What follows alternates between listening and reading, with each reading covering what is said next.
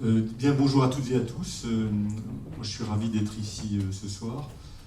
Vous avez eu le petit papier là qui me présentait, donc je ne vais pas rentrer dans les présentations, vous dire qui je suis, ce que je fais, etc.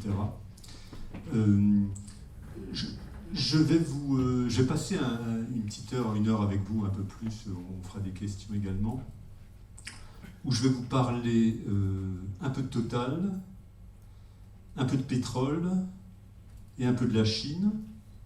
Et à travers ce biais, je vais essayer, mon approche, ça va être de vous parler de l'entreprise. D'accord ? Je vais vous parler de l'approche de l'entreprise par rapport aux marchés internationaux et de la stratégie des entreprises. Et donc j'ai utilisé ces biais-là qui me semblent sont intéressants et éclairants.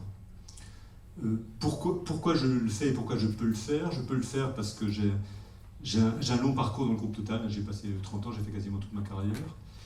Donc j'ai passé 13 ans en Asie. J'ai passé des années à Singapour, au Vietnam et en Chine.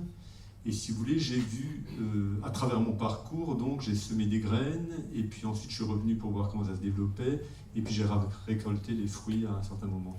Et donc j'ai vu tout ce cheminement, et c'est ce cheminement que je trouve intéressant, que je voudrais partager avec vous aujourd'hui. D'accord ? Donc la séquence va être la suivante. Je vais un petit peu vous parler de Total, vous parler de notre stratégie, et vous parler de la Chine, et puis faire donc le développement tel que je l'attends. Je sais pas c'est la première fois que je fais une conférence chez vous, donc si vous voulez m'interrompre pour poser.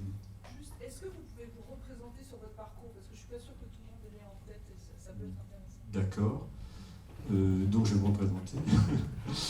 donc je suis Thierry Flimelin, j'ai une formation commerciale, j'ai fait HEC. J'ai fait encore après une chose qui est intéressante, un éclairage pour vous, c'est que j'appartiens encore à une génération qui devait faire des services militaires. Et donc, moi, j'avais pas fait de service militaire à l'époque, mais j'avais fait ce qu'on appelait une coopération, c'est-à-dire que j'étais parti au service de la République, travailler dans une ambassade de France comme attaché commercial, et je suis parti à Hanoï. Et j'étais à Hanoï, c'était une expérience intéressante, entre 80 et 82, c'est-à-dire que c'était 5 ans après la fin de la guerre. Le Vietnam à l'époque était en guerre avec la Chine, vous devez vous en souvenir dans vos cours d'histoire de cette région du monde. Et donc c'était à un moment où, pour ceux qui ont déjà visité le Vietnam, c'était Vietnam année zéro, ce qui était une expérience absolument passionnante. Et donc, je suis après rentré en France avec une obsession qui était de dire je veux repartir en expatriation. Et donc, à l'époque, le marché du travail est un peu plus facile qu'aujourd'hui, je dois dire. Et donc, j'ai postulé pour un certain nombre de boîtes. Et il y en a une qui m'a accueilli à l'époque, c'était Total. Total, c'était pas le Total d'aujourd'hui. Hein. À l'époque, il y avait une compagnie qui était une compagnie prestigieuse qui s'appelait Elf. Et puis, il y avait une compagnie un peu moins prestigieuse qui s'appelait Total, qui était... on appelait ça l'endormi d'Auteuil, parce qu'on avait nos bureaux à Auteuil à l'époque. Et puis ils ont rempli leur contrat parce que 2 ans, je suis rentré dans le trading, en fait j'ai fait du trading au début. Et 2 ans après d'être rentré, je suis parti en expatriation. Et je suis quasiment plus jamais revenu. Je suis parti déjà à Singapour, j'ai fait un premier séjour à Singapour. Je suis allé ensuite en Afrique. À 29 ans, j'ai pris la direction générale de Total Zambie, qui est un pays absolument fantastique.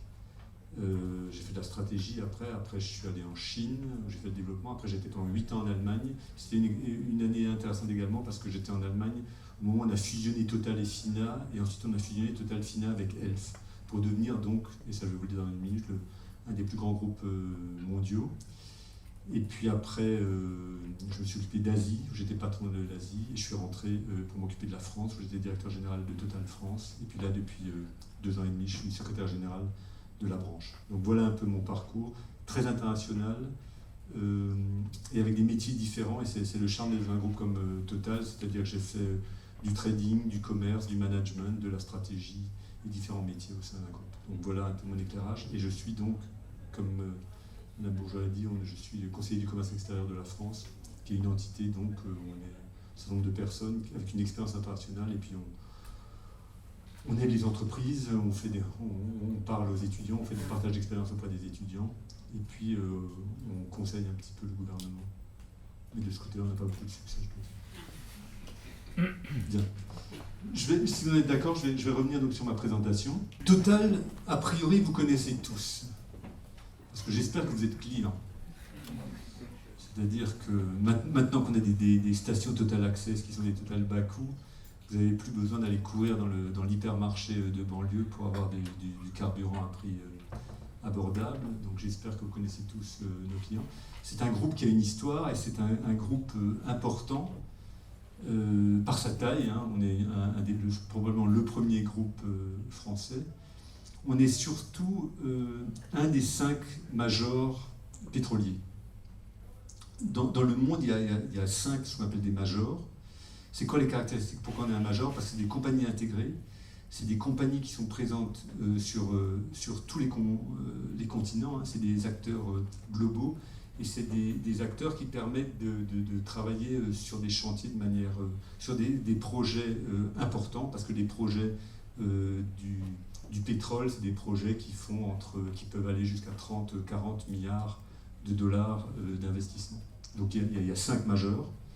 Vous les connaissez, hein, c'est Exxon, Shell, BP, Chevron, Texaco et Total. Alors, vous qui êtes dans les relations internationales, la première chose qui était intéressante, quand je cite ces 5 majors, hein, qui sont les 5 compagnies dominantes pétrolières, on a quand même la chance d'avoir parmi un groupe français, vous remarquez une chose, c'est que dans ces 5, il y a 4 anglo-saxons, d'accord?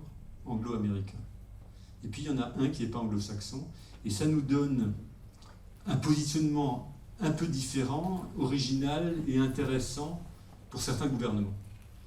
Il y a M. Rouhani là, qui est là en ce moment aujourd'hui, et vous comprenez bien qu'on essaye aussi de jouer un peu une carte géopolitique un peu différente, ce qui nous a également causé certains ennuis, parce qu'on a été la dernière compagnie pétrolière avant les grandes vagues de sanctions, qui était présente en Iran et qui avait développé à l'époque des champs de gaz importants. Donc une compagnie internationale, une compagnie présente dans 130 pays. On dit souvent qu'il y a plus de... On est représenté dans plus de pays qu'il y a d'ambassades de France à travers le monde. Vous aurez quasiment toujours une activité totale dans tous les pays, même dans les endroits les plus exotiques, parce qu'on est vraiment un acteur global, présent absolument partout. On a une activité, alors les chiffres, je ne vais pas vous les donner parce qu'il y a des chiffres importants si on parle de chiffre d'affaires, on est 100 000 employés, etc.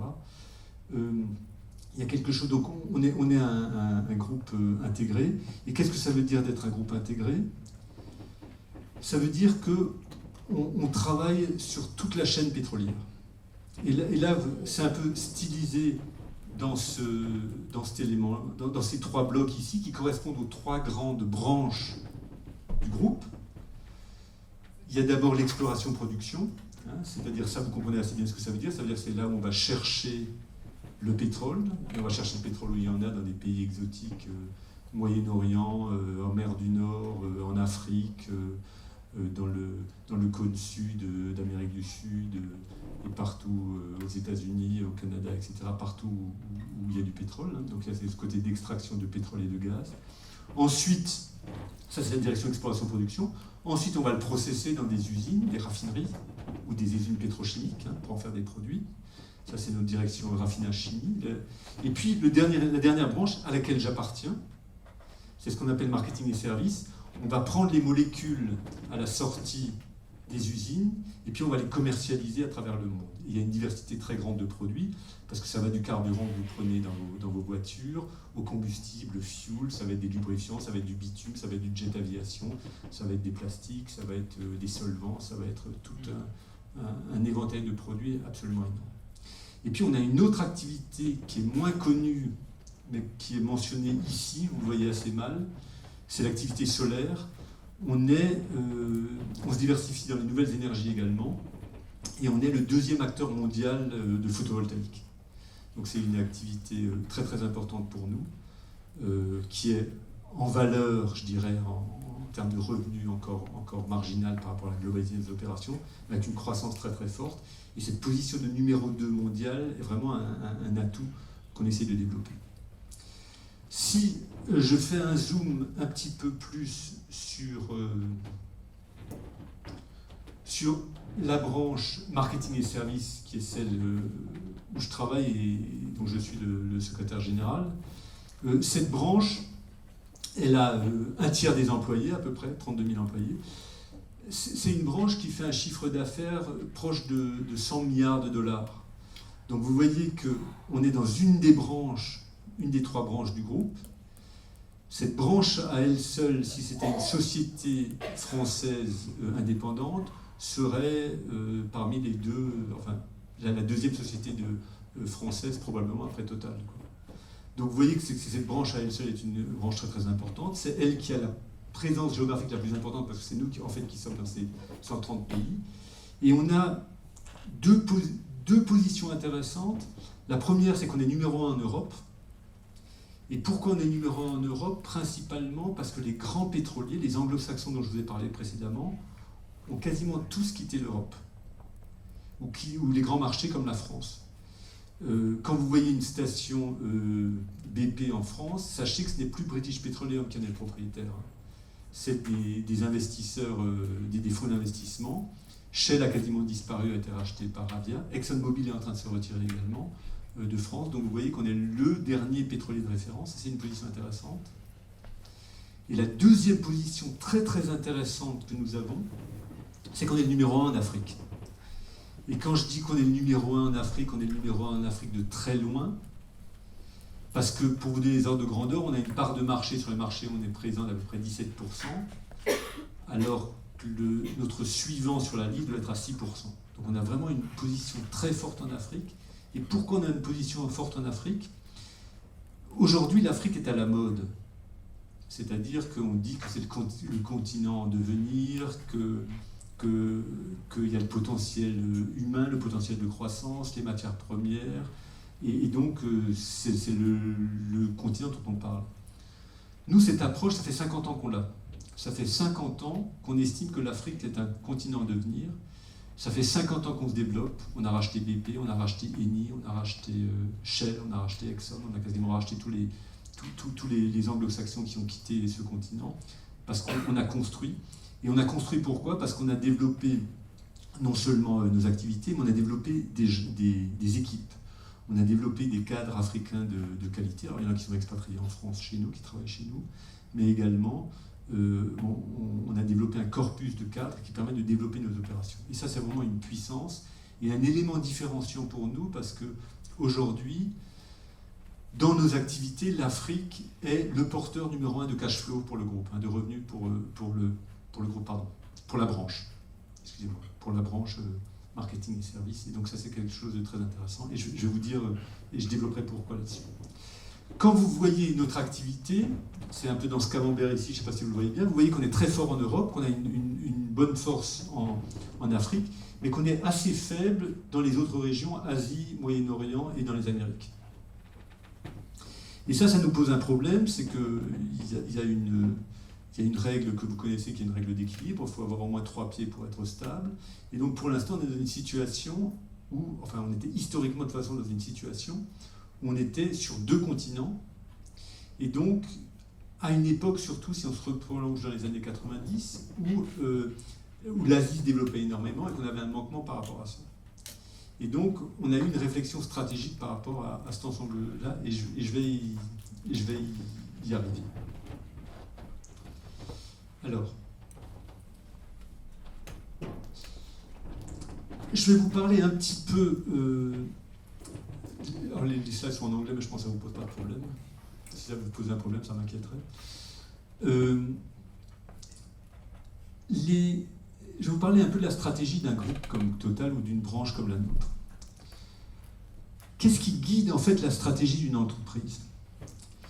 Si je veux le réduire de manière vraiment très parcellaire, on a une mission, et cette mission, c'est de payer notre dividende de manière durable. Et qu'on est perçu par nos actionnaires comme étant cette capacité à payer le dividende de manière durable. Pourquoi je vous dis ça? Parce que cette capacité à le faire, maintient notre cours de l'action et maintient notre indépendance. Et apporte les sources de financement dont on a besoin pour croître. Alors, là-dedans, il y a deux mots. Il y a payer le dividende, donc il y a une notion de cash. Mais il y a une autre notion qui est très très importante, c'est de le payer de manière durable. Et c'est la durabilité qui est importante également. Et qu'est-ce que ça veut dire, payer de manière durable?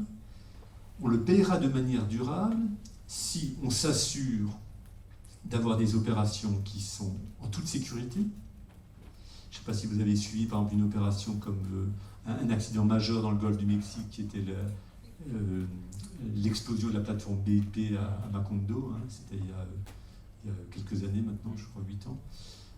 C'était un désastre technique, humain et écologique majeur qui a failli coûter la vie à BP. Donc on se doit, et ça c'est notre valeur numéro 1, de travailler en toute sécurité. On se doit également de protéger notre environnement. Et si vous voulez, dans les questions-réponses, après, on va pouvoir parler également de Total et du sujet d'environnement, hein, parce qu'on sort de la COP 21, on était un peu un acteur de la COP 21, et si vous voulez, de travailler dans un environnement, de protéger l'environnement et d'intégrer auprès de nos parties prenantes les enjeux environnementaux est un élément central et important pour nous pour créer cette sustainability, hein, cette durabilité.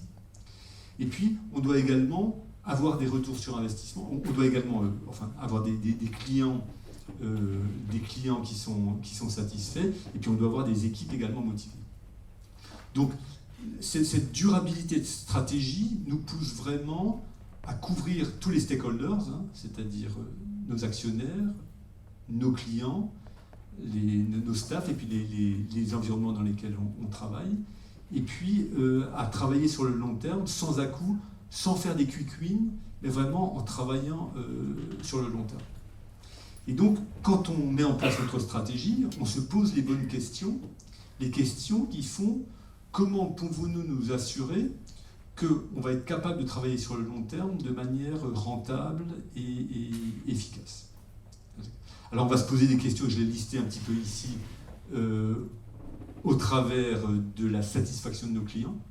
Hein, on va s'assurer, pour être durable, d'avoir des clients satisfaits. On va enrichir ce qu'on appelle maintenant le parcours client. Hein. On va utiliser le digital, par exemple, pour enrichir le parcours client. On va faire de la recherche pour avoir des produits plus efficaces, hein, plus protecteurs de l'environnement également, parce que le client nous le demande et on veut que notre client soit satisfait. Donc on va travailler énormément sur cette satisfaction client et on va développer notre stratégie au travers de cela. On va également travailler sur notre excellence opérationnelle, et là je reviens sur le sujet d'environnement, de sécurité, mais également de compétitivité. On va observer nos concurrents et s'assurer qu'on est compétitif. Et puis, on va croître, et on va essayer de croître, parce que il nous faut cette croissance pour maintenir la compétitivité, réduire le diviseur, et puis suivre nos clients qui sont des clients globaux. Donc ça, c'est quelque chose d'important. Et le côté croissance, hein, je vous ai parlé de la croissance qu'on a en Afrique, cette nécessité d'avoir plusieurs pieds là où on se développe, est quelque chose d'important et une partie vraiment entière de notre stratégie. Donc, ce qu'on va se faire, on va se reprojeter il y a une dizaine d'années, et puis, une vingtaine d'années même, et puis on va réfléchir un peu à notre stratégie de croissance. Et donc, on va se dire, à l'époque on était déjà très puissant en Afrique, très en Europe, et on s'est dit, bon, il y a un continent à devenir, c'était l'Asie, hein, je vous parle des années 90, hein. Et donc, on se disait, il va falloir qu'on trouve un autre point de croissance et de développement. Et on a cherché donc quelles étaient ces zones sur lesquelles on pouvait se développer. Alors quand on se développe, on cherche des pays où croître, et puis on a des grilles de lecture pour suivre ces pays. Et je vous ai cité là un certain nombre de points de grilles de lecture. C'est la taille du marché. On va essayer de voir quel est le marché qu'on va pouvoir développer. Est-ce qu'il y a des marchés avec des tailles critiques, oui ou non? Est-ce qu'il y a des potentiels de croissance dans ces marchés? On va regarder la compétition, on va voir qui est-ce qui est déjà ce marché. Est-ce que c'est un marché qui s'ouvre ou est-ce que c'est un marché qui est déjà où le ticket d'entrée est très cher? Il y a des pays matures, je vous prends un exemple aujourd'hui, les États-Unis par définition, c'est le pays très très mature où le ticket d'entrée en part de marché est très très élevé. Vous avez des pays qui s'ouvrent. Je vous prends un exemple d'un pays qui s'ouvre aujourd'hui, par exemple c'est le Myanmar. Le Myanmar c'est un pays qui était complètement fermé, ou bien un autre pays qui va s'ouvrir, c'est l'Iran, où là le ticket d'entrée n'est pas élevé parce qu'il y a peu de compétition, il y a des compagnies nationales, et donc le fait de rentrer, il y a une prime au premier arrivant. Et puis, on va regarder quelles sont les règles, les lois, les règles. Est-ce qu'il y a un environnement juridique qui est favorable? Est-ce qu'on peut être protégé? On va regarder également notre capacité à contrôler la chaîne de valeur. Et je vais vous donner des exemples. Là, sur ce développement qu'on a fait en Chine, on avait des vrais problèmes de contrôle de la chaîne de valeur. Et puis, globalement, on va s'assurer qu'on va pouvoir travailler dans ces pays avec un niveau de gouvernance satisfaisant. Alors, Édouard parlait là de fraude, etc. Mais il y a un autre vrai sujet très sensible pour nous, enfin, qui est une vraie donne, c'est les sujets de corruption, par exemple. Les pays où on a un niveau de fraude potentielle ou de corruption tel qu'on ne peut pas opérer, c'est des pays qui nous sont fermés. D'accord ? Donc voilà la grille d'analyse qu'on utilise. Et je me projette en 2000, dans les années 90. Et à l'époque, donc, on est dans les années 90, ça vous paraît très très long. Début des années 90, c'était une époque où on n'avait pas de téléphone portable, pour vous dire à peu près où on se situe. C'était il y a très très longtemps donc. Et donc, on avait fait cette analyse telle que je vous l'ai décrite, et on est arrivé sur la Chine. La Chine était un pays qui était en train de s'ouvrir. Hein, les régimes, enfin, il y avait des potentiels de croissance absolument extraordinaires, vu la population. Hein, et on l'a vu, hein, on est resté sur des potentiels de croissance d'à peu près, sur toute cette période, d'à peu près entre 9 et 10%. Ce qui est intéressant d'ailleurs, c'est que en Chine, on disait toujours que pour maintenir, on le dit d'ailleurs, pour maintenir la paix sociale, il faut une croissance de 7%. Pourquoi il faut une croissance de 7%? Parce que cette croissance de 7% permet d'absorber les flux de migrants des campagnes vers les villes, et cette croissance crée des jobs et permet de développer. Et donc on a toujours dit qu'il fallait à peu près 7% de croissance pour maintenir la paix sociale dans le pays. Je ne sais pas si vous avez vu, mais la croissance qui a été annoncée là, ces derniers jours, sur l'an passé, était de 6,9%. Alors, ces chiffres en général, on n'y croit pas, mais le fait qu'ils soient passés sous la barre des 7 donne quand même un petit signal de crise potentielle dans le pays. Donc, on est avec une croissance intéressante. Moi, quand je suis arrivé en Chine en 1995, pour mon expatriation, la consommation chinoise était de 3,5 millions de barils jour. Alors c'était intéressant parce qu'à l'époque, leur consommation correspondait à leur production. C'est un pays qui produisait 3,5 millions de barils jour de pétrole et qui consommait la même chose. D'accord ? Aujourd'hui, ils sont toujours à peu près à 3 millions de barils jour de production, mais ils consomment 9, presque 10 millions de barils jour. Donc vous voyez qu'en l'espace de 20 ans, la consommation du pays en pétrole a triplé, ce qui vous donne une idée. Et vous voyez également le développement du nombre de véhicules. À l'époque, ils étaient à peu près 1 million de véhicules par an de nouvelles immatriculations. Là, ils sont proches de 20 millions. Pour vous donner un ordre de grandeur, l'Europe a à peu près 12 millions d'immatriculations nouvelles par an. Donc eux, ils sont à 20 millions, pour vous donner la taille du marché. Donc, on a dit, et je vous rappelle, hein, on se retrouve dans les années, milieu des années 90, on dit, bon, et puis on ne s'est pas trompé là quand même, c'est un marché qui coche pas mal de cases. Alors, quelles sont les cases qui cochent? Le potentiel, la taille du marché, un marché énorme. cache la case croissance, hein, la croissance est là. C'est un pays qui s'ouvre, donc il y avait une concurrence très très faible, enfin elle n'était pas si faible que ça parce qu'il y avait une concurrence très forte des compagnies nationales. En fait, il y avait deux cases qui ne cochaient pas vraiment, c'était les sujets de gouvernance, parce qu'il y avait des régulations très très fortes et des freins à l'entrée très forts. Et la dernière case qui ne cochait pas vraiment, c'était les sujets de chaîne de valeur. Parce qu'il y avait des prix régulés, et donc on n'avait pas la liberté des prix dans ce pays. Et je vais vous montrer ce vers quoi ça nous a amené. Donc, je me projette en 1995. J'arrive en Chine, et donc Total décide de se développer en Chine, et donc j'arrive avec mon épouse et ma fille aînée qui avait 1 an à l'époque, et donc on s'installe en Chine avec une équipe d'une demi-douzaine de personnes, avec la mission d'ouvrir et développer le marché chinois. D'accord ? Vaste projet. Je suis arrivé, j'étais un peu stressé, je dois dire. Et donc, on arrive là-bas et on ouvre notre bureau, on embauche les premiers Chinois. Pourquoi est-ce qu'il fallait qu'on embauche des Chinois ? Ben pour traduire, quoi. Parce que la particularité de la Chine, c'est qu'ils parlent chinois là-bas. Ça n'a pas changé, d'ailleurs. Alors, moi, j'avais appris le chinois un petit peu qui me permettait de gérer ça au jour le jour, enfin de prendre un taxi, etc. Mais c'était pas assez différent. Et donc on y va et puis avec une équipe et on décide de développer. Et donc on prend toutes les activités de Total à l'époque. Il y en a 3 que je vais vous détailler, qui sont le raffinage, les réseaux de stations-service et les lubrifiants.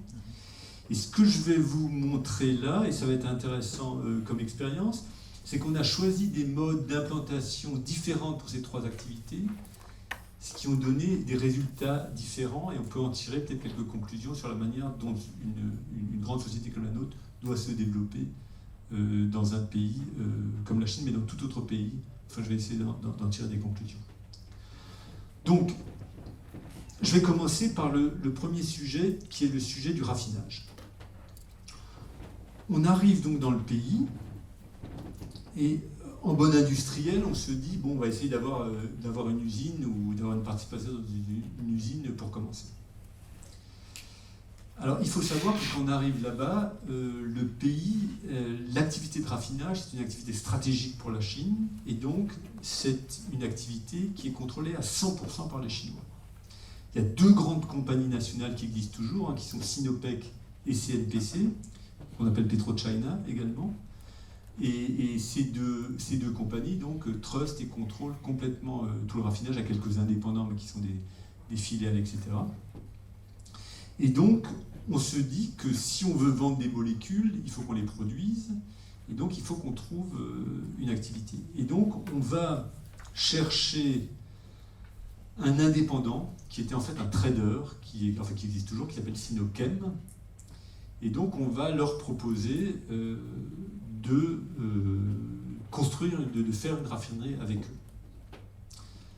Et comme c'est une société d'État, on va voir donc le MOFTEC, qui est le grand, le plan, si vous voulez, chinois, et puis on leur met ces propositions. Ils ont dit d'accord, faites-en une, mais il faut que ce soit une raffinerie surtout tournée vers l'export. In fine, on n'exportera jamais rien de cette raffinerie, ou très peu, on le gardera dans le pays. Et puis, comme Total a le savoir-faire, c'est vous qui allez être opérateur. Alors, on a fait cette JV 80-20. On n'avait que 20%, on avait le droit à 20%, mais on était opérateur. Et donc, on a essayé, et on l'a fait dans la région de Dalian. Dalian, pour ceux qui connaissent un peu la Chine, parmi vous ou pas ? Oui. Dalian, c'est au sud de la province du Liaoning. C'est dans un grand port, et donc on va là-bas, on a des équipes qui arrivent d'ingénieurs, etc., et on se rend compte très très vite que toute l'ingénierie était contrôlée par et tout le savoir-faire était contrôlé par les 2 grands qui étaient monopolistiques, et on n'arrivait pas à commander des pièces, on n'arrivait pas à avoir des contractants, on n'arrivait pas à avoir de bureau d'études, enfin on était complètement bloqué. Donc comme ce projet était devenu emblématique aussi bien pour les politiques locaux que pour le gouvernement, in fine, ils ont adjoint donc PetroChina, qui est venu nous aider, qui a pris une participation majoritaire, qui est venu nous aider et qui a construit, on a construit la raffinerie ensemble, et c'est eux qui l'ont fait. Alors, à l'époque, c'était intéressant parce que, pour ceux qui connaissent un peu la Chine, il y avait à l'époque le maire de Dalian, qui est quelqu'un qu'on connaît bien, enfin que vous devriez connaître, qui s'appelle Bo Xilai. Bo Xilai, qui était un des enfants d'un des frères de Mao dans la Longue Marche, et vous comprendrez pourquoi, un homme politique très très en avant, que j'avais rencontré à plusieurs reprises parce qu'il nous aidait énormément pour le développement de ce projet, d'où le contact politique était intéressant. Bo Xilai, qui après Dalian, la mairie de Dalian, est devenue maire de la plus grande ville de Chine, qui est la plus grande ville du monde d'ailleurs, que vous connaissez tous. Chongqing. Vous connaissez tous Chongqing? Non? Bon. C'est le paradoxe aussi, c'est une ville qui fait 35 ou 40 millions d'habitants. Et c'est de là qu'il est, comme il devenait peut-être trop visible, il est tombé du piédestal et il est en prison aujourd'hui, parce qu'il y a eu une sombre histoire avec sa femme de meurtre d'un Anglais, de corruption, etc. Enfin, bref. Je fais cette digression, pourquoi? Parce que vous voyez qu'on est dans des environnements régulés, très politiques, où le lien politique est important, et donc on ne construit la présence qu'avec le lien politique, ce qui crée une grande fragilité pour une entreprise comme la nôtre. Parce qu'on se retrouve dans une raffinerie avec des liens politiques, 20% de participation, avec un conseil d'administration homérique. Donc moi j'étais administrateur j'étais même vice-président du board. J'ai fait ça pendant 5 ans. Donc il faut imaginer des boards dans une raffinerie comme ça. Déjà, il y a des problèmes de traduction. Donc les boards durent plusieurs jours parce que rien que pour traduire les discours, ça met du temps. Ensuite, il faut savoir que dans une grande entreprise de ce type-là, vous avez un directeur général et vous avez un adjoint numéro 2 qui en fait est le représentant du Parti communiste. Et donc c'est lui qui va monopoliser quasiment toute la parole du conseil d'administration pour donner la bonne parole politique, et que nous, comme acteurs étrangers, n'ayant que 20%, on essaie de faire passer des choses et on n'y arrive absolument pas. Et on va se retrouver dans une situation d'autant plus difficile que le marché pétrolier étant un marché régulé en Chine, on va importer du brut qu'on va acheter sur le marché international ou qu'on va amener de nos propres productions du Moyen-Orient. Donc ça marche, l'importation.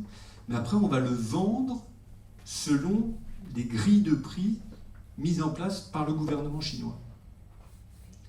Or, le prix des carburants, ou le prix de l'énergie globalement, est un vecteur de croissance pour le pays. Donc il va être régulé. Et quand le baril en 2011 est monté jusqu'à $140, vous comprenez bien que le gouvernement chinois a dit vous l'achetez à $140 le baril, mais vous allez le vendre sur le marché à 60 ou 80 parce que ça me permet de faire avancer mon industrie et porter ma croissance. Qu'est-ce que ça donne tout ça? Ça donne ce genre de profil de revenus. Donc vous voyez, là on est en operating result à 100%. Vous voyez bien que pour arriver à notre retour sur investissement, on devait à peu près se retrouver à ces niveaux-là, pour la faire simple. Okay. Et vous voyez qu'il y a un effet de yo-yo absolument fantastique, parce qu'on ne contrôle pas la chaîne de valeur, on est minoritaire, et in fine, c'est un outil politique dans lequel une entreprise comme la nôtre a assez peu de choses à faire. Donc vous voyez que dans notre volonté stratégique de nous implanter dans cette activité, ça a été un échec parce que on a eu la fierté, entre guillemets, d'être le premier étranger à investir dans cette activité. Donc c'était une vitrine pour nous, mais le retour d'investissement a été absolument catastrophique. Alors, pour info, je vais vous faire de vous des initiés, on est en train d'essayer de vendre cette participation. Donc on va pouvoir la vendre qu'à un des protagonistes qui sont dans la raffinerie. Mais comme on est dans une situation de main propre, là, en Chine, le patron de PetroChina est en résidence surveillée, enfin rien ne se passe, c'est un petit peu compliqué, donc on n'arrive pas un peu à se dépêtrer de cette opération. Mais vous voyez, enfin, je vous donne cet éclairage parce que pour une entreprise, donc, on essaie de se développer, on essaie de faire des choses, mais on choisit à certains moments des options qui nous emmènent dans des cul-de-sac, et l'analyse stratégique n'a probablement pas été la bonne quand on a commencé cette activité. Alors je vais passer à une deuxième activité qui vous donne un autre regard, c'est celui, ce qu'on appelle le retail, c'est-à-dire le réseau de stations-service. Je veux juste revenir encore sur le raffinage. Sur le raffinage, en plus, on apporte assez peu de valeur ajoutée technologique. Parce que c'est des raffineries qui ne sont pas trop complexes et qu'aujourd'hui, le savoir-faire, je dirais, technologique du raffinage est quelque chose c'est quasiment disponible sur l'étagère. Sur le réseau, on a une situation qui a priori pourrait paraître similaire, c'est-à-dire que là également, on a le droit d'investir en 100% comme étranger que pour un tout petit réseau avec maximum 30 stations. Et si on veut se développer de manière plus importante, il faut un partnership. Donc on a pris le même partenaire qui était Sinochem, celui dont je vous ai parlé, qui était le trader pour le raffinage. Et on a décidé, avec eux, de développer un réseau de stations-service en Chine. Et là, on a fait quelque chose d'intelligent. C'est moi qui étais à la manœuvre. On a fait quelque chose d'intelligent, c'est qu'on a décidé de ne pas couvrir la Chine, parce que c'est un trop grand marché. On a décidé de cibler des petits marchés. Il faut que vous compreniez une chose, mais vous le comprenez, c'est que la Chine, c'est grand comme l'Europe, il y a plus d'habitants, etc. Et puis quand on veut attaquer le marché européen, on ne dit pas on va faire toute l'Europe, on va dire je vais aller dans ce pays, ce pays, ce pays. Et bien en Chine, c'est un peu la même chose, on va choisir des régions. Et donc on a choisi deux régions, qui étaient la région du nord entre Pékin et Dalian, et une région autour de Shanghai. Et on a développé des réseaux de stations-service avec un partenaire qui était un partenaire qui apprenait le métier. Et donc là où on a eu un vrai élément positif, c'est que on était en 50-50, ou 51 pour eux et 49 pour nous, mais nous, on avait à leur apporter une vraie valeur ajoutée qui était notre savoir-faire du développement des stations-service et des ventes de stations-service, dans les stations-service. Les stations totales sont devenues assez rapidement, on en a combien, 300 à peu près aujourd'hui, sont devenues assez rapidement le benchmark des stations dans toute la Chine. Et on a été copié par les grands acteurs que sont les PetroChina et les Sinopec. On a apporté nos technologies, notre savoir-faire. Il faut savoir que dans le métier du réseau, vous avez les ventes de carburant qui est la partie visible, mais là où on fait de la valeur ajoutée, c'est tout ce qu'on sait faire autour. Si je prends l'exemple de la France, là, que j'ai dirigé avant le job que j'ai aujourd'hui, il faut savoir qu'en France, par exemple, nous vendons 30 millions de cafés par an. On vend 10 millions de sandwichs par an. On fait du lavage, on fait de la maintenance, on fait un certain nombre de choses qui animent nos réseaux et qui créent une vraie valeur ajoutée dans notre activité. On suit le parcours client dans nos réseaux pour créer cette valeur ajoutée. Et ces concepts de parcours client, c'est vraiment des choses qu'on a apportées en Chine et qui ont permis de se développer et de valoriser notre activité. Donc on apportait une vraie valeur ajoutée, ce qu'on ne faisait pas vraiment dans le raffinage, mais qu'on faisait là dans le marketing. Donc on devient un partenaire important pour nous. Et puis, on a un meilleur contrôle de la chaîne de valeur. Pourquoi ? Parce que les prix sont régulés dans ce pays, mais on est dans des structures de marge où le gouvernement alloue des marges aux marketeurs de manière fixe, qui évolue, je dirais, un peu en suivant de l'inflation. Et donc ça sécurise nos business models de manière beaucoup plus certaine. Donc on a à peu près coché la case de la croissance, on a coché la case des marges, etc. Là où on continuait d'avoir des problèmes tout de même, c'est qu'on avait un partenaire qui avait la majorité, 51%, avec une gouvernance. Et donc cette gouvernance avec ce partenaire nous obligeait en permanence à négocier, à intégrer quand même la dimension politique des développements de cette société. Et ça créait quand même une difficulté pour notre croissance. Parce qu'on n'a pas été capable de croître aussi vite qu'on voulait, parce que cet acteur avait un agenda parfois un peu différent. Il essayait je vous ai dit, on se développait dans 2 régions, il essayait de lui se développer seul dans d'autres régions, en tirant le savoir-faire qu'il développait de chez nous. Et donc ça crée une certaine complication. Alors, on s'est développé, donc, comme je vous l'ai indiqué, dans cette région ici et cette région-là. Et puis on a eu un développement quand même assez successful. Et là, vous voyez la courbe là, qui est quand même un peu plus sympathique que ce que je vous ai montré précédemment. On était dans une phase un peu plateau qui a été les phases de développement, etc. Mais très vite, quand on est arrivé à voir la taille critique, on a eu des profits qui se sont développés de manière très très sensible. On est là en...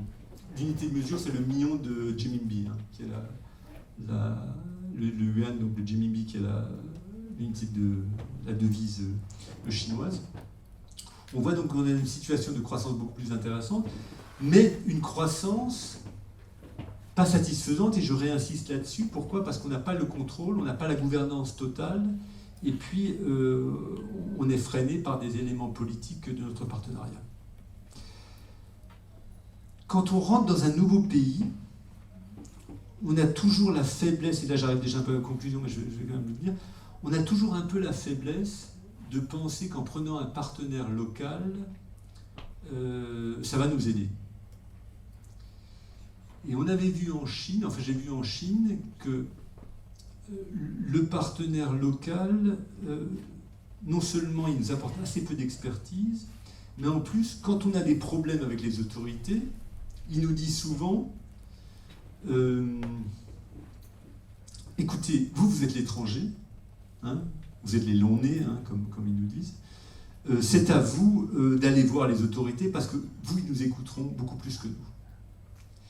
Et donc, on se rend compte que tout ce qu'on espère obtenir du partenaire local, à de très rares exceptions, en fait, ne se matérialise pas. Et en fait, on doit travailler seul en tirant très souvent le boulet du partenaire. Et ce qu'on dit souvent, enfin mon expérience personnelle, c'est que quand on crée une joint venture à peu près, il faut 2 ans pour la faire, et ensuite il faut 5 ans pour la défaire. Et la difficulté, c'est que on arrive, vous savez,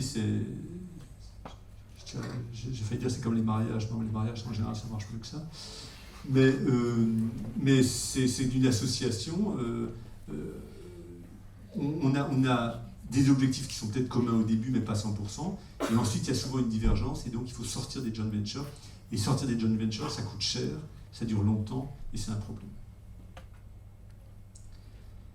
Ce qui me permet d'arriver à la 3e activité qu'on avait développée, et là on a choisi un modèle un petit peu différent, et ça c'est l'activité des lubrifiants. Alors vous savez tous ce que c'est des lubrifiants, hein, c'est l'huile, les graisses qu'on met dans les moteurs, les transmissions, etc. Et ça, on avait une chance, quelque part, c'est que c'était une activité qui, elle, est totalement libre en Chine. C'était pas une activité stratégique, pas d'obligation de partenariat donc. Et donc, on a décidé de partir tout seul à l'aventure. Et je vous avais dit que quand je suis arrivé en Chine en 1995, donc je m'occupais moi de tous les développements marketing, donc j'avais commencé à faire les stations-service, on avait développé du GPL, du gaz bouteille, des activités bitume, on a développé des lubrifiants également, et on est arrivé là-bas, donc il faut vous imaginer la situation, on arrive et puis on décide de le faire tout seul, donc on a commencé par faire venir le premier conteneur de lubrifiant, hein, on l'a fait venir à Dalian, on a ouvert des boutiques. Alors c'est marrant parce qu'en Chine, Les lubrifiants, ça se vend comme le parfum chez nous, hein. C'est-à-dire que vous avez des vraies boutiques avec du merchandising, vous avez des lubrifiants, etc. Les gens viennent, achètent des lubrifiants, c'est assez sympa. On fait de la pub assez sympa sur les bagnoles. Et donc on a développé des partenariats, on a cherché des distributeurs. Et ça a été difficile parce qu'on n'était pas connus du tout à l'époque, on avait juste l'aura d'être une compagnie internationale. Et donc imaginez le boulot. Moi, j'avais donc mis en place des équipes et donc ils allaient prospecter dans toutes les régions de Chine, ce qui m'a permis, moi, de me balader dans les coins absolument improbables en Chine. Et donc, on allait chercher des distributeurs, voir comment ils pouvaient travailler. Alors, on identifiait des gens et puis après, on allait négocier avec eux. Ce qui était souvent assez sportif. Moi, j'ai un souvenir, si je peux partager avec vous, d'aller une fois dans la province du Jiangsu. Et donc on avait trouvé un distributeur, mes équipes allaient le voir, et donc j'y allais pour faire la négociation finale, pour négocier le contrat.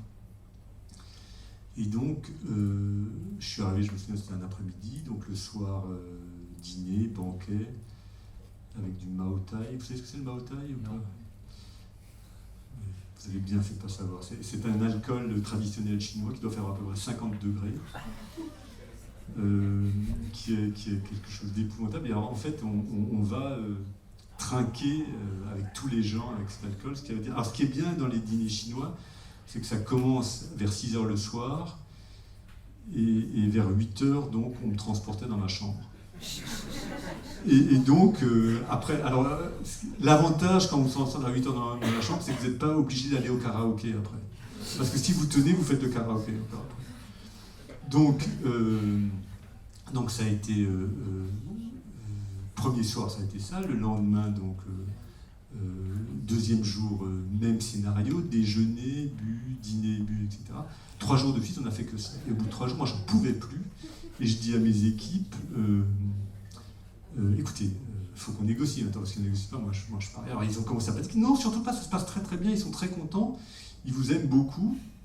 Ils vous trouvent très convivial, et c'est là où on voit en Chine, comme de beaucoup de pays, la relation personnelle qui s'établit et qui est très très important. Et donc le surlendemain, on a signé le contrat sans que rien ne soit négocié, parce qu'il y avait une confiance personnelle. Et il faut dire autre chose aussi, là j'étais un petit peu critique peut-être, mais en Chine, la signature d'un contrat représente l'accord que l'on a au moment où on signe le contrat. Et que, après, c'est ouvert à la rediscussion, à la renégociation, etc. Ce qui est des fois un petit peu sportif. Donc, je vous dis tout ça pourquoi? Parce que je vous explique pourquoi ça, parce que pour vous montrer que c'est un long chemin, c'est compliqué, on n'achète pas de part de marché a priori, donc il faut faire petit à petit.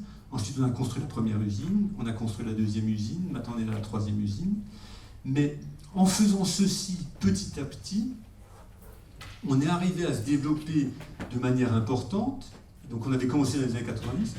Là, on arrive en 2000 avec des niveaux très importants. Je ne sais pas si vous vous souvenez, avant on était sur une échelle de réseau de 150 à peu près. Là, on est à une échelle 2 fois plus sur l'activité de lubrifiant, donc c'est des quantités moindres. Mais là, on a le contrôle complet de la production, de la chaîne de valeur, parce que les prix ne sont pas régulés. On a nos propres équipes, la politique commerciale, etc. Et donc, ces difficultés de démarrage qu'on a eu avec, dans un environnement qui nous le permettait, a permis de se développer de manière beaucoup plus forte. Et aujourd'hui, je suis par exemple fier de vous dire que par exemple la Chine est le premier marché lubrifiant pour le monde de Total. Le deuxième étant la Corée d'ailleurs, maintenant, et le troisième étant la France. Donc on est vraiment sur des marchés importants qui se développent bien, avec un mode de développement qui était très compliqué au début. Hein. On a mis beaucoup de temps, parce que là, on a fait commencer la courbe en 2005, mais je vous rappelle que moi, je suis arrivé en 95, et donc j'ai débuté ce business en 95. Donc vous voyez quand même qu'on était sur une situation de plateau. Et, ils ont été gentils de mettre 2005, parce qu'on était peut-être un peu sous la barre, d'ailleurs, un petit peu avant. Mais une fois qu'on s'est établi, qu'on a fait des usines, etc., après, et puis on a des positions établies et importantes. Je Je suis un peu trop long ou... Je vais arriver à la conclusion, et puis après, si vous êtes d'accord, on fera un peu de Q&A ensemble. Qu'est-ce que je dis ? Je dis que ce sur quoi je voudrais conclure, c'est le suivant, c'est que la vie d'une entreprise et le développement d'une entreprise se font selon une stratégie. Cette stratégie est selon un certain nombre de fondamentaux dont je vous ai parlé.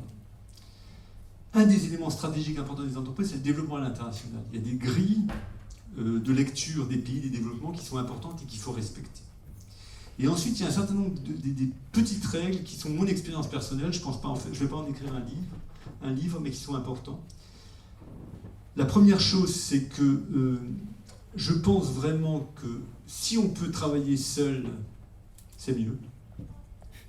Je ne veux pas dire qu'il ne faut pas vous marier, hein, mais je dis quand même que si on peut travailler seul dans ce genre de business, c'est beaucoup mieux parce qu'on a plus de contrôle, c'est beaucoup plus dur au début, mais in fine, on a un contrôle et ça marche beaucoup mieux. Essayez d'éviter les joint ventures, là vous pouvez les éviter, des fois on n'a pas le choix, mais c'est bien. La deuxième chose, c'est contrôler la chaîne de valeur.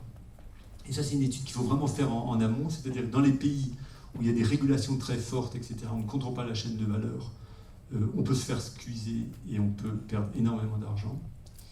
Et la troisième chose, c'est un sujet de gouvernance, il faut s'assurer qu'on est dans des environnements où on peut travailler selon nos règles de contrôle, de gouvernance, pour ne pas se retrouver dans des situations inacceptables. Donc voilà un peu l'expérience que je voulais partager avec vous et vous dire un peu ce que c'est que la vie d'entreprise dans ces contextes. Et maintenant, si vous voulez, je vais répondre aux questions.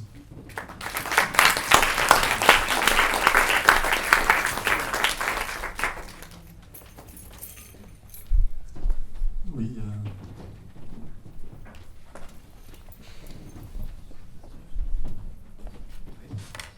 Bonsoir, merci beaucoup pour votre intervention. Martin Tamic, en deuxième année. J'avais quelques... Troisième, pardon. Ça passe vite. Hein. Oui, ça passe trop vite même. Merci beaucoup. Ah, du coup, mes résultats de... donc, moi j'avais quelques questions à vous poser, mais il y a une troisième qui m'est venue juste maintenant à la tête, qui est un peu plus intéressante, mais je l'ai oubliée. Donc du coup, je vais vous en poser que deux, et puis si la troisième arrive, je vous la poserai plus tard. Vous avez parlé au début sur la diversification vers les énergies renouvelables, et vous avez aussi rappelé le fait qu'on vient de sortir de la COP21. Du coup, je voulais savoir si vous pourriez nous expliquer un peu comment se passe la diversification vers les ressources renouvelables en Asie-Pacifique. Enfin, peut-être que vous en connaissez mieux que certains d'entre nous, et moi certainement. Et deuxième chose que je voulais vous poser, c'était par rapport à l'Afrique. Vous avez dit que c'était un des pieds de stabilité de Total. Enfin, vous avez dit qu'il en faudrait 3. Mais du coup, nous, on présente beaucoup l'Afrique comme un marché, en tout cas une opportunité aussi pour la Chine dans le pétrole, que ce soit en Angola, Mozambique, dans beaucoup de pays. Et du coup, je voulais savoir plus depuis la vision de Total, comment est-ce que cette présence chinoise, comment est-ce que vous la ressentez, quelle est votre stratégie? Peut-être que vous pourrez aussi en préciser quelques points. Merci beaucoup. Oui, c'est deux questions intéressantes et complexes. Je vais commencer par la première, qui est le sujet environnemental globalement.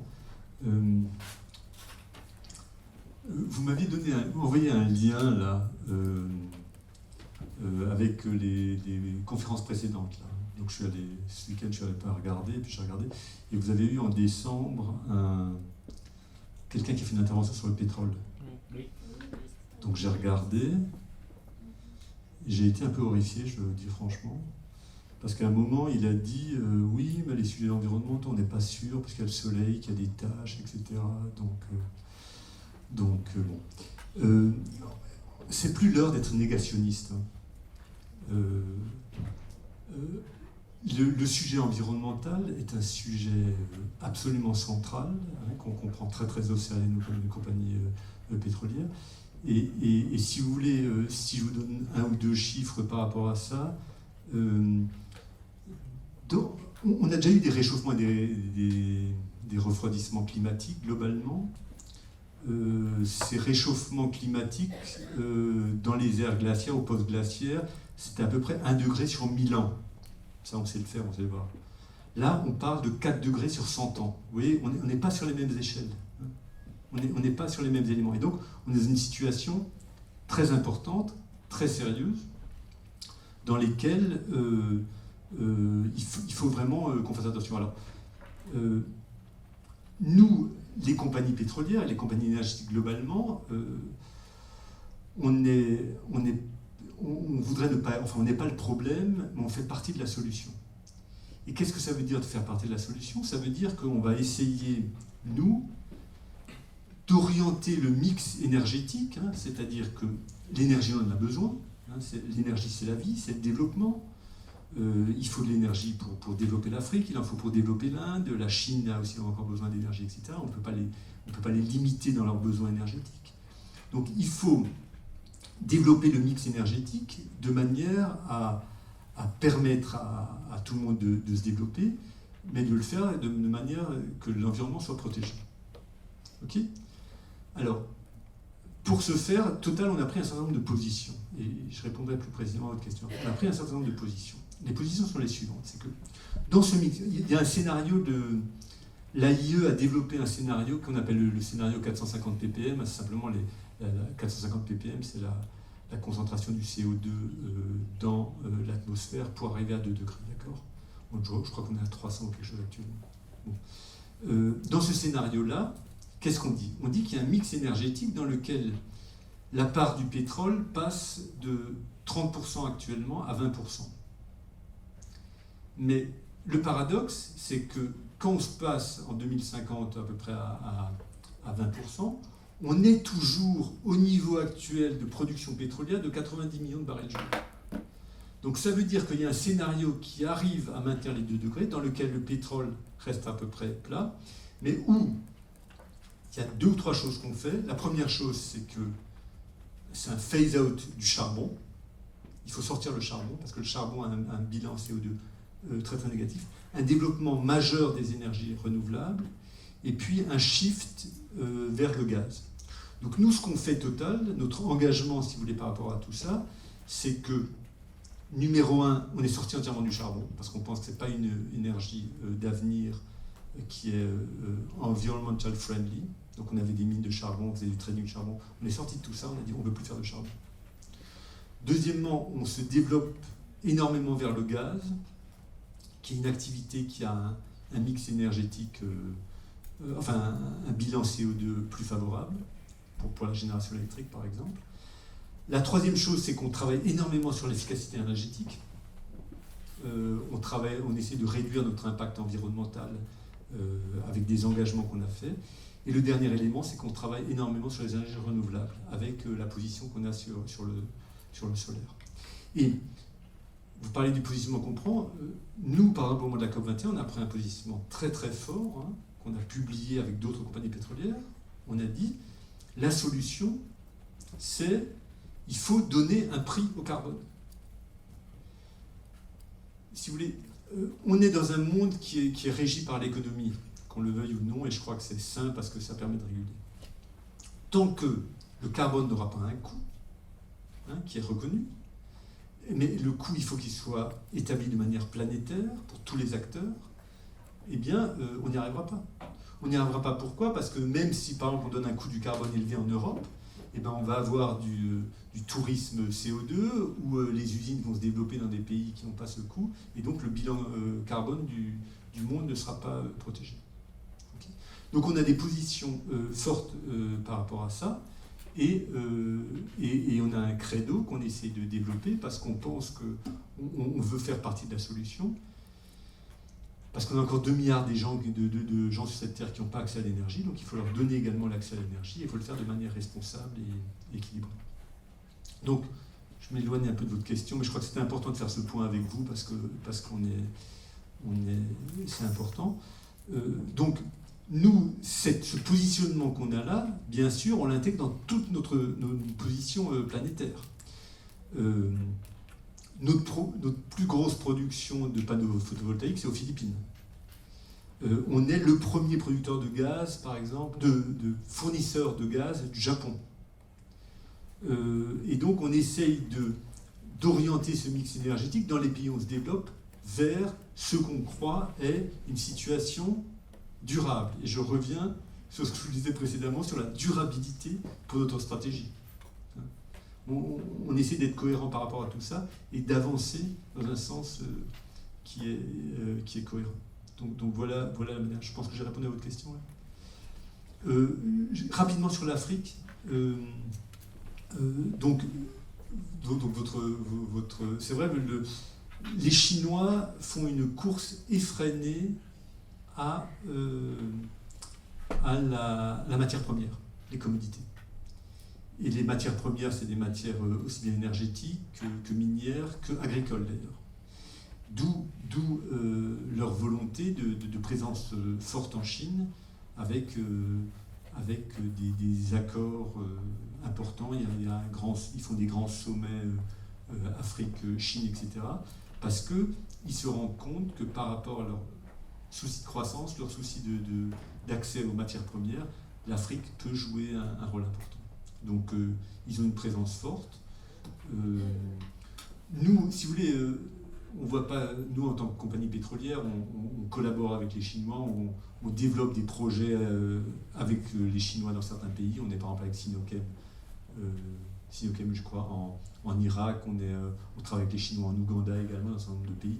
Donc on les voit pas vraiment comme c'est pas vraiment des concurrents, c'est des gens avec qui on travaille et qu'on développe globalement. On développe par exemple un champ à Kashagan dans le nord de la Sibérie par exemple, avec des intérêts russes, bien sûr, des Chinois également. Donc on travaille en partenariat. Bonsoir monsieur, merci pour votre intervention. On parle de la Chine on a beaucoup parlé de la Chine comme un Eldorado, comme un marché à fort potentiel, vous l'avez bien démontré et c'est pour ça que Total s'y est installé. Mais vous avez aussi parlé du retour à la réalité qui s'est un peu opéré aussi en Chine. Donc ma question elle est simple, est-ce que ça vaut le coup aujourd'hui d'investir en Chine? Est-ce que si c'était à refaire, si admettons, comme vous avez dit qu'on était dans les années 90, est-ce qu'aujourd'hui, sachant ce qui va se passer, est-ce que vous pensez que Total referait les mêmes choix? Ou voilà, donc est-ce que ça vaut le coup aujourd'hui d'investir en Chine? Merci beaucoup. Enfin, je crois que rétrospectivement, il était important et bien qu'on se développe en Chine. C'est devenu un de nos marchés majeurs, comme je vous l'ai dit, c'est important. On a fait certaines erreurs, hein. J'ai été ouvert avec vous, je vous ai parlé des erreurs qu'on a fait dans le raffinage, par exemple. On a fait un certain nombre d'erreurs, mais à côté de ça, c'est un marché incontournable. Moi, si vous voulez, je vais être assez franc et ouvert. La Chine a été une expérience difficile pour moi. Ça a été une expérience difficile parce que y a une dureté, je trouve, des fois même une violence dans les rapports humains, c'est très fort. Mais j'ai été absolument fasciné par ce pays, qui est un pays majeur dans l'environnement mondial. Et donc, si on veut être une compagnie globale comme la nôtre, on ne peut pas ne pas être en Chine. Parce qu'il faut comprendre ce qui se passe en Chine, ça influence la moitié de la planète. Et donc notre présence en Chine est importante, elle est utile et elle est positive. Si maintenant, en 2015, vous me demanderiez est-ce qu'il faut qu'on aille en Chine se développer, etc., là je vous dirais la chose suivante, c'est que quand vous regardez les cas, ce que je tiquais précédemment, aujourd'hui le ticket d'entrée en Chine est très élevé, est très cher. La main-d'œuvre est chère, l'immobilier est très cher, et les acquisitions de parts de marché sont très très chères et très compliquées. Donc ceux qui ont loupé le train des années 90, s'ils veulent rentrer aujourd'hui dans ce marché, ils auront des grandes difficultés, ils vont devoir le faire à des coûts très très élevés et avec des retours sur investissement qui ne seront peut-être pas assurés. Au moins dans mon secteur.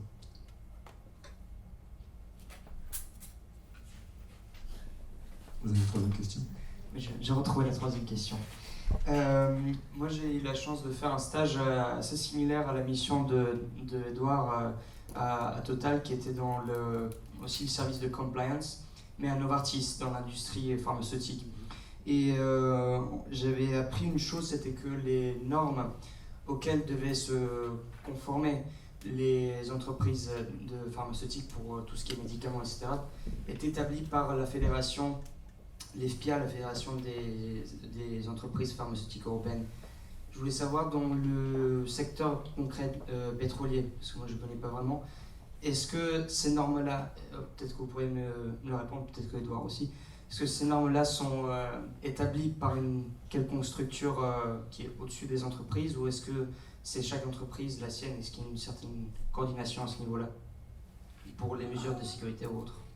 Alors, si vous voulez, dans ce domaine-là, de la sécurité des produits, etc., on a une réglementation internationale qui s'appelle REACH, enfin que vous connaissez peut-être, qui est simplement une réglementation qui nous oblige à faire des fiches de description produits avec la toxicologie de ces produits. Et donc, il y a une loi européenne qui s'appelle REACH, mais qui se décline quasiment dans tous les pays. Donc, ce qu'on fait, c'est qu'il n'y a pas des spécifications de produits particulières, mais on va être obligé, dans tous les pays où on s'implante, d'avoir des analyses toxicologiques spécifiques pour tous nos produits. Et quand je vous parle de produits, pour vous donner un ordre de grandeur, on gère 50 000 fiches produits dans notre direction marketing et services. Pour vous donner l'ordre de grandeur du nombre de produits qu'on développe. Et donc, on est obligé de le faire pour maintenir les réglementations dans tous les pays dans lesquels on se trouve. Alors, il y a des d'un côté, alors il y a 2 degrés, il y a 3 degrés. Il y a des spécifications commerciales, c'est-à-dire qu'aujourd'hui, par exemple, si vous vendez de l'essence en France, il faut avoir un certain nombre de degrés de spécification, des taux de benzène, des taux d'inflammation, des choses comme ça qui sont ce qu'on appelle des spécifications. Ensuite, vous allez avoir des produits plus marketing dans lesquels on va améliorer ces spécifications, comme si vous allez dans les stations Total aujourd'hui, vous n'allez prendre pas du gazole normal, vous allez prendre de l'excellium avec des capacités marketing spécifiques. Et ensuite, il y a le côté que je disais de protection du consommateur, qui sont d'autres régulations liées à la toxicologie. Donc c'est complexe, ça coûte cher, mais ça touche toute l'industrie chimique et l'industrie pétrolière au même niveau. Bonjour, merci pour votre intervention. Ma question se porterait sur les 15 pétroles de schiste. Quelle est la position de Total en Chine sur ces sujets? Est-ce que Total a investi dans ces domaines? Vous avez mis du temps à poser la question sur les pétroles de schiste, je trouve.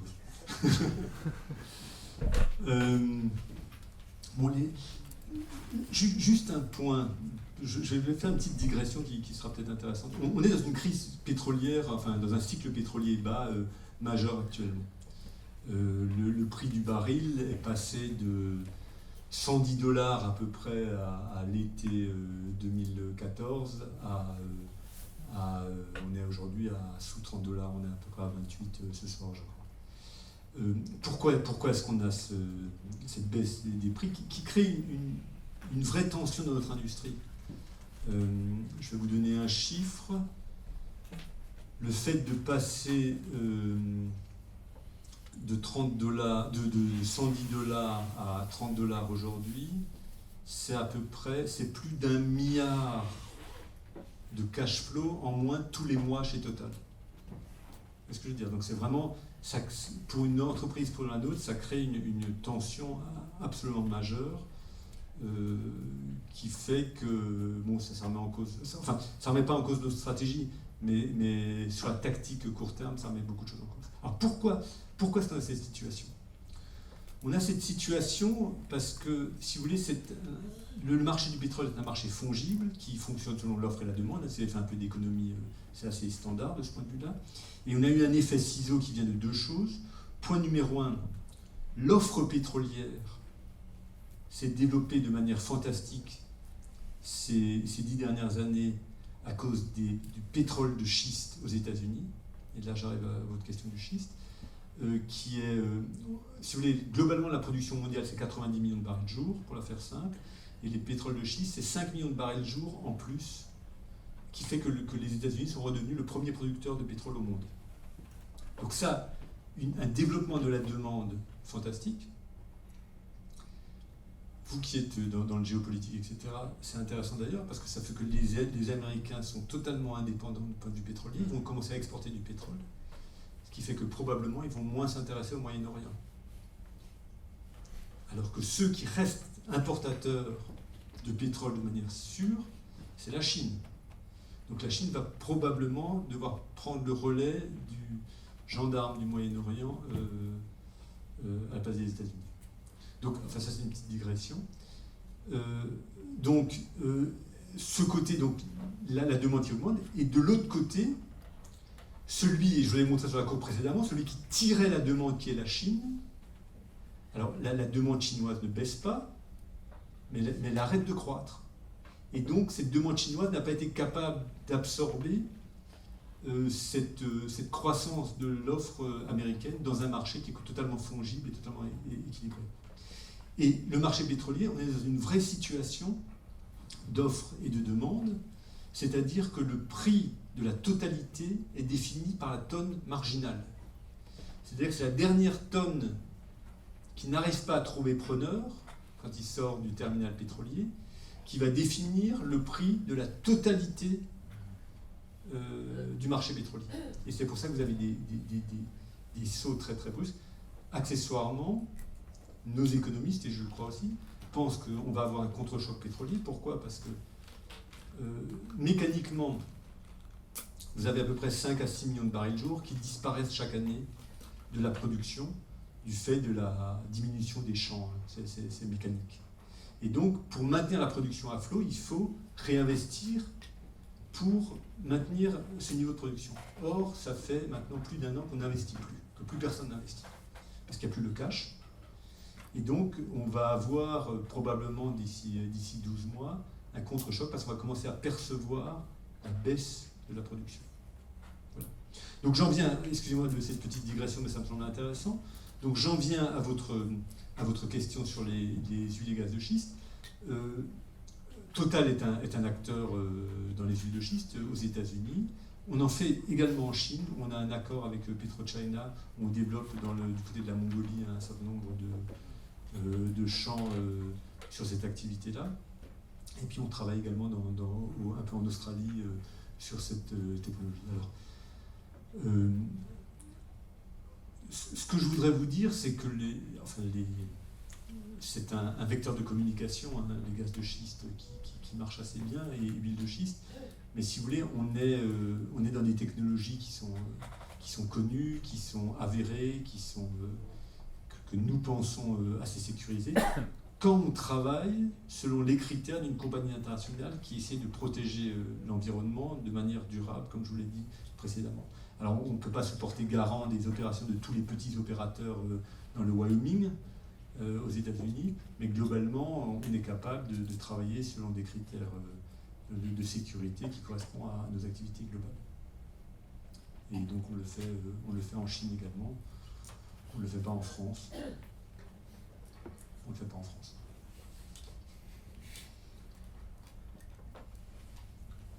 Rebonsoir. Vous dites que vous travaillez dans le schiste et en même temps vous dites que Total a mis l'environnement au cœur de sa politique, mais pourtant ça a été prouvé que le gaz de schiste ou le pétrole de schiste n'est pas bon pour l'environnement. Enfin, toutes les études le prouvent, donc peut-être que je me trompe, peut-être que je ne connais pas assez, peut-être certainement pouvoir éclairer ma lanterne, mais je trouve ça un peu contradictoire de travailler dans le schiste et en même temps de mettre l'environnement au cœur de votre projet. Voilà, merci.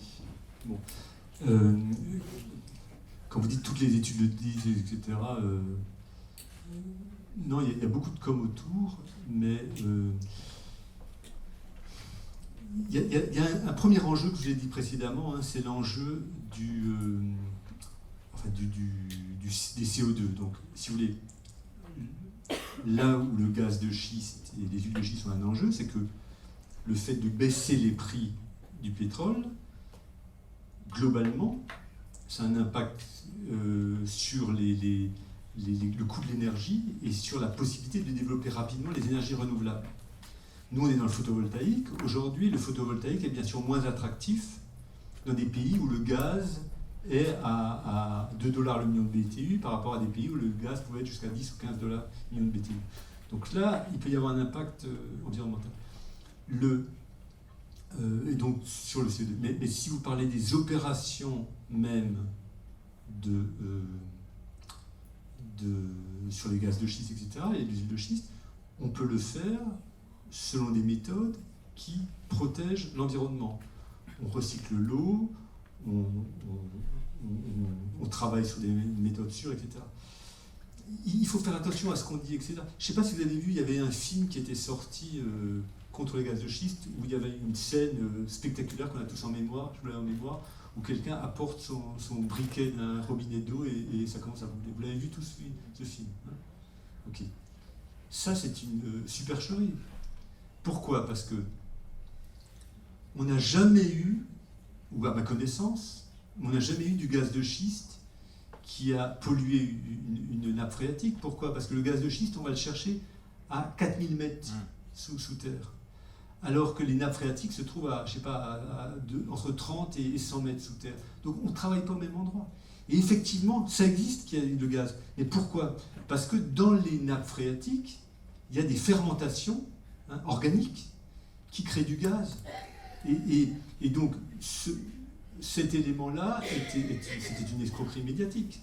Et ça a été dit par des spécialistes, etc., que ce n'était absolument pas les gaz de schiste qui ont mis du méthane dans la nappe phréatique. C'était simplement du fait de la fermentation, si vous voulez, organique qu'il peut y avoir dans certains endroits. Donc, moi, je ne me porte pas garant des opérations de gaz de schiste de tous les opérateurs de cette terre, mais ce que je peux vous dire, c'est que là où Total en fait, on le fait selon des critères qui respectent l'environnement. Il n'y a pas de fuite de méthane, on limite le torchage autant qu'on peut, on recycle l'eau et on travaille de manière pour protéger l'environnement et globalement. Donc on le fait de manière cohérente par rapport à ce que je vous ai dit précédemment. Moi j'ai une question pour revenir un peu sur la Chine. Qu'est-ce que vous pensez personnellement de la possible accession de la Chine à un statut d'économie de marché et quelles seraient les conséquences pour le groupe?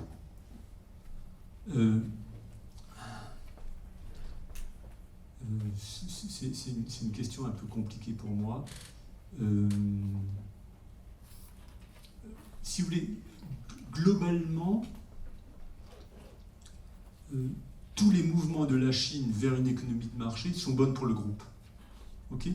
Parce que tout ce que je vous ai présenté précédemment, c'était vraiment vous montrer qu'on était coincé par des problèmes de gouvernance, de structure de prix, d'organisation, contrôle d'échange, régulation, etc., qui nous éloignaient de l'économie de marché et qui font qu'on était coincé dans notre développement.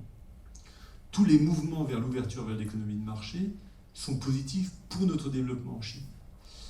Votre question s'oriente plutôt vers l'ouverture de la Chine d'un point de vue... Alors, nous, on a un sujet très très sensible, par exemple, par rapport à la Chine, et c'est la production des panneaux photovoltaïques. Parce que la Chine fait un dumping avéré sur les productions et les ventes de panneaux photovoltaïques à l'exportation.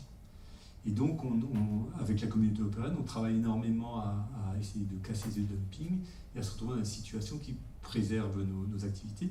Ce dumping a coûté la vie, d'ailleurs, à un nombre important de producteurs de panneaux en Europe et aux États-Unis. Donc là, on aimerait bien que la Chine rentre dans une situation un peu plus normale, un peu plus proche de l'économie de marché, qui pourrait nous projeter. Donc si vous voulez, moi, si vous me demandez mon avis personnel, je ne parle pas au nom de Total là, mon avis personnel, c'est que tous ces mouvements sont positifs et que tout ce qui fait rentrer la Chine dans le concert des nations est positif pour l'économie globalement et pour le monde. Pour rester, je suis étudiante en 4e année, pour rester sur les perspectives de Total dans l'avenir. Vous parliez de fortes contraintes imposées sur les entreprises internationales par le gouvernement, de complications administratives, etc.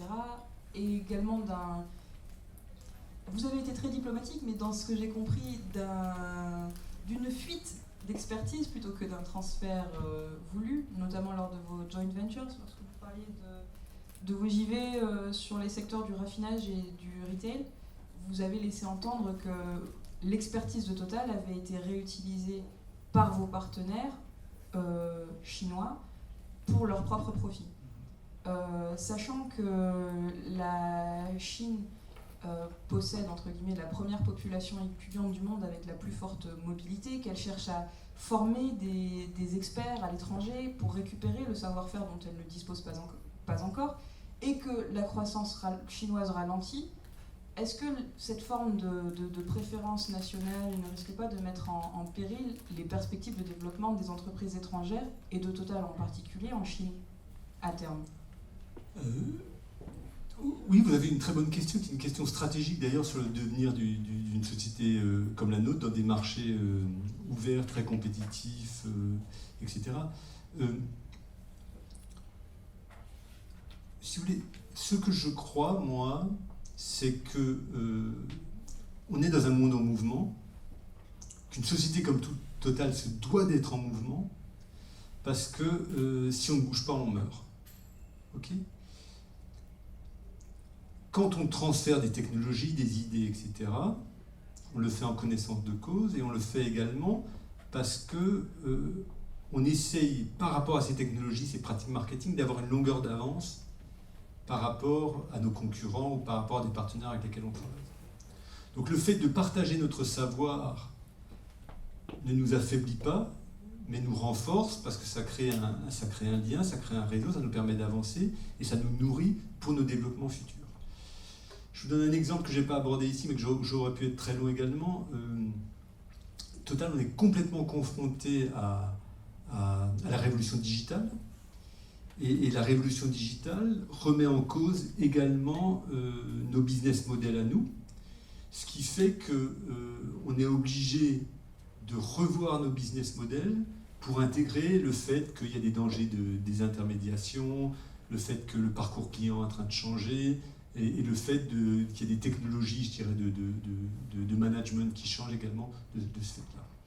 Donc on est dans un mouvement perpétuel, et l'ambition totale, probablement, c'est d'être plutôt précurseur dans ce mouvement que de passer derrière. Et donc de ce point de vue-là, le fait qu'on partage, etc., ne nous dérange pas, parce qu'on essaie d'emmener plutôt les gens dans cette dynamique. Je vous donne un exemple que je trouve intéressant en Afrique. En Afrique, par exemple, on développe dans nos stations-service, beaucoup plus qu'en France ou en Europe, le paiement sans contact. C'est-à-dire les gens vont venir payer avec leur téléphone, leur carburant à la station-service. Vous voyez que donc on fait, parce que la particularité en Afrique, c'est qu'il y a beaucoup de gens qui n'ont pas l'électricité chez eux, mais ils ont tous un téléphone. Okay. Donc c'est vrai, c'est une vraie réalité. Et donc, on fait des sauts technologiques, si vous voulez, ce qu'on appelle les leapfrog dans ces pays, qui nous permettent, si vous voulez, de sécuriser des marchés, de sécuriser des clientèles, etc., et d'avoir un parcours client toujours de plus enrichi, sans avoir la crainte de donner notre technologie ou de donner notre esprit marketing.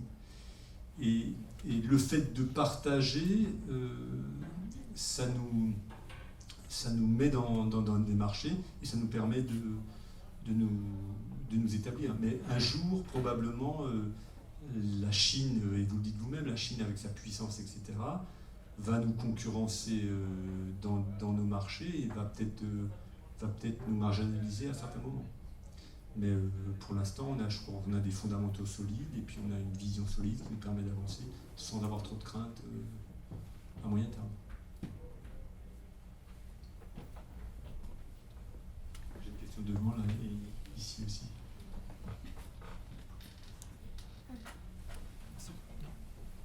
Bonsoir, Erwan Berger, comité Asie de l'ANAGIHEDN. Vous avez évoqué Singapour où vous étiez basé, le Myanmar, les Philippines avec le photovoltaïque. Comment vous vous situez de manière générale en Asie du Sud-Est, avec un certain nombre de pays qui ont leur compagnie nationale en termes de pétrole, mais aussi des pays qui ne sont pas les plus faciles comme l'Indonésie pour être basé là-bas. De manière générale, quelle est votre stratégie sur cette zone-là, s'il vous plaît ? Si vous voulez, on est un acteur global, on essaie d'être présent à peu près partout, on a certaines positions fortes. Je vais vous en citer deux ou trois positions fortes. On en a une très forte au Pakistan. On est un des premiers opérateurs étrangers au Pakistan. C'est un pays difficile, mais c'est un pays, moi, dans lequel je suis... Pour tout vous dire, je suis président de la commission France-Pakistan au MEDEF internationale, et c'est un pays dans lequel on a énormément investi. On a racheté des Américains, d'ailleurs Chevron vient de quitter le Pakistan, on l'a racheté, et c'est un pays sur lequel on croit énormément.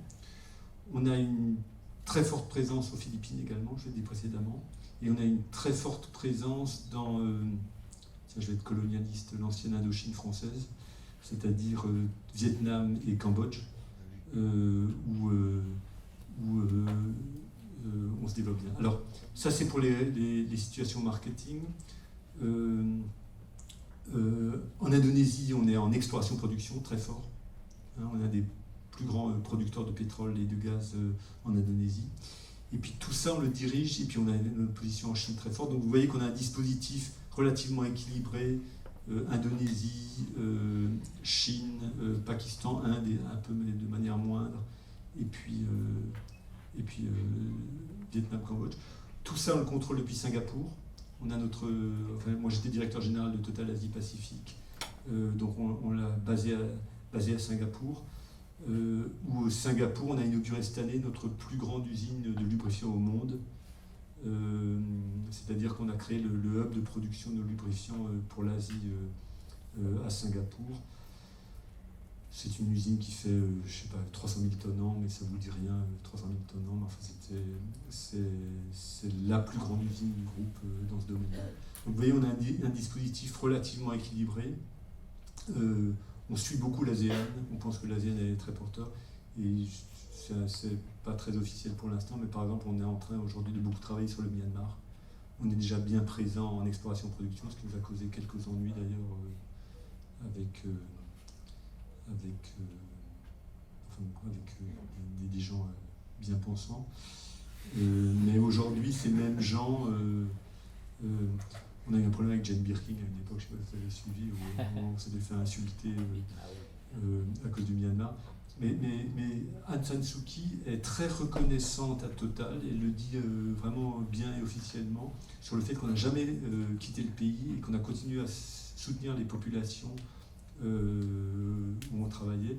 Et aujourd'hui, donc, on regarde du côté marketing à se développer dans ce pays qui est en train de s'ouvrir, et que c'est un pays qui a, je ne sais pas si vous le connaissez, mais qui a un potentiel, qui est un pays merveilleux d'abord, et qui a un potentiel de croissance extraordinaire. Bonsoir, Hélène Godin en 3e année. J'aurais 3 petites questions. La première, c'est, je voulais savoir s'il n'y avait pas un phénomène, en quelque sorte, de chasse gardée. Vous avez parlé du Japon, vous êtes le premier en gaz, si j'ai bien retenu. Mais comment ça se passe avec la prédominance des Américains dans ce pays? On le voit notamment dans d'autres industries comme l'aéronautique. La deuxième, c'est, vous avez parlé du photovoltaïque. Est-ce que vous savez si Total a l'intention de se diversifier dans les énergies renouvelables? Et la dernière, ce que vous pensez de la COP21, si elle est vraiment efficace au vu de ce que M. John Kerry et la Chine ont annoncé? Merci. Alors, je vais répondre à l'envers.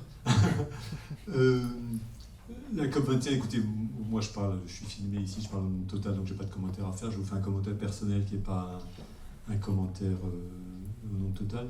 C'est que je trouve que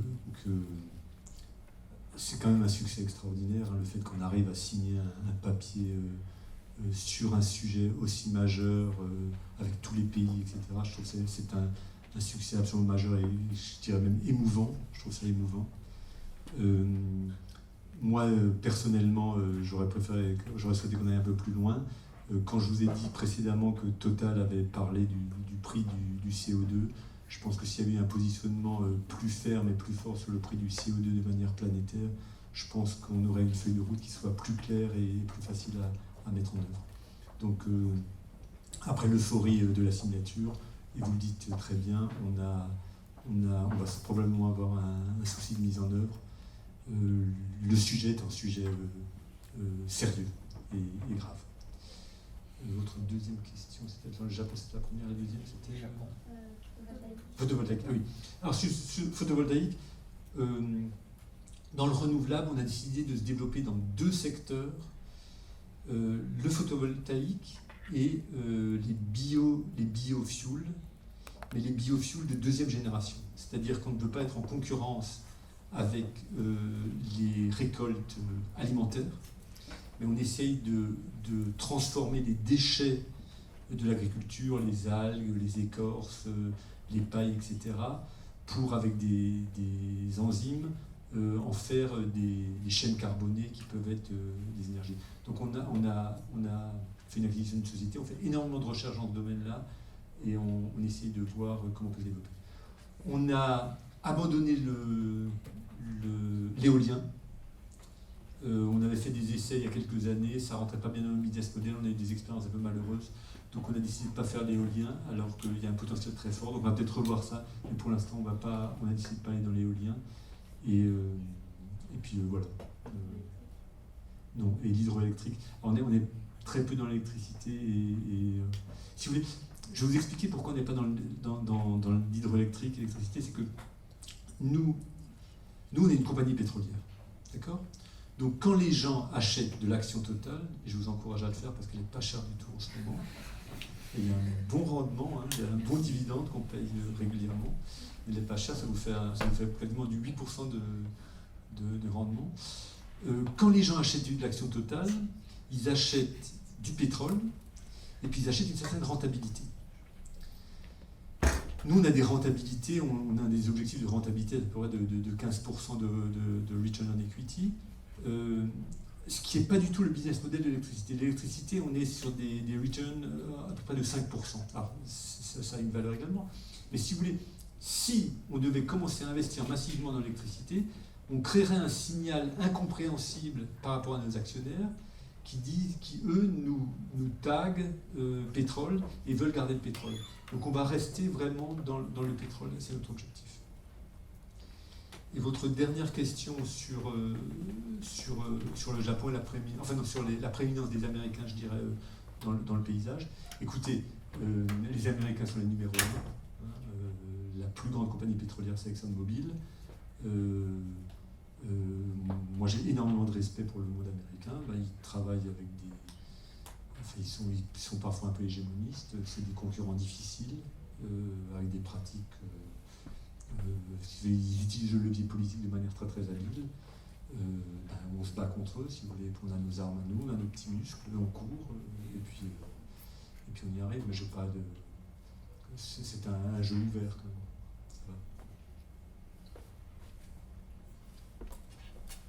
C'est tout à fait anecdotique. Vous disiez que parmi les 5 géants de l'industrie pétrolière, vous trouvez 4 anglo-saxons, un français dans Total. À quelle place est le premier chinois? Et est-ce qu'on peut s'imaginer que d'ici 15, 20, 30 ans, on ait un chinois, ou en tout cas un géant du pétrole asiatique dans le top 5 international? Alors, votre question est excellente parce que ça me permet de rectifier quelque chose. Quand je dis les 5 premiers, je parle de compagnies privées listées, cotées. Il y a des compagnies pétrolières, Saudi Aramco par exemple, est une compagnie énorme. Si Saudi Aramco devait aller en bourse, comme on en parle, c'est une compagnie qui serait beaucoup plus grosse qu'Exxon en tant que capitalisation boursière. Donc quand je vous parle du ranking des global players, ce qu'on appelle les majeures pétrolières, je parle que des compagnies privées. Et ces compagnies privées qui ont cette caractéristique d'être globales, mondiales, si vous voulez, d'être privées, et les caractéristiques que je vous décrivais. Saudi Aramco, par exemple, ils sont beaucoup plus gros que nous, mais ils sont monoactivité, ils font de l'exploration-production, un petit peu de raffinage, on en fait avec eux d'ailleurs, très peu de marketing, et ils sont surtout mono-pays. Ils sont que en Arabie Saoudite. Si vous prenez une compagnie comme PetroChina doit avoir une taille plus grande que Total. du fait de sa taille, du nombre de raffineries, du nombre de stations-service, de leur production pétrolière également. Mais si vous voulez, PetroChina n'est pas considéré comme un global player. Pourquoi? Parce que c'est une compagnie d'État et qui est uniquement concentrée sur la Chine, qui n'a pas les caractéristiques que je disais précédemment. Donc pour répondre à votre question, la puissance des compagnies chinoises aujourd'hui sont équivalentes à celles des majors, ou même supérieures à celles des majors. Quand on était dans des situations spéculatives de la bourse de Shanghai, on avait la capitalisation boursière, parce qu'il y a une partie de PetroChina qui est à la bourse de Shanghai, qui explosait, qui était énorme. Mais ce n'est pas selon nos critères à nous. Donc aujourd'hui, pour répondre à votre question, on a des compagnies chinoises qui sont des compagnies énormes, puissantes, avec des capacités d'investissement en Irak, par exemple, dans des pays un peu difficiles, très importantes. Je crois qu'on va pouvoir vous remercier pour cette conférence qui, vous voyez, a suscité beaucoup de questions et d'intérêt. Merci beaucoup d'avoir pris sur votre emploi du temps.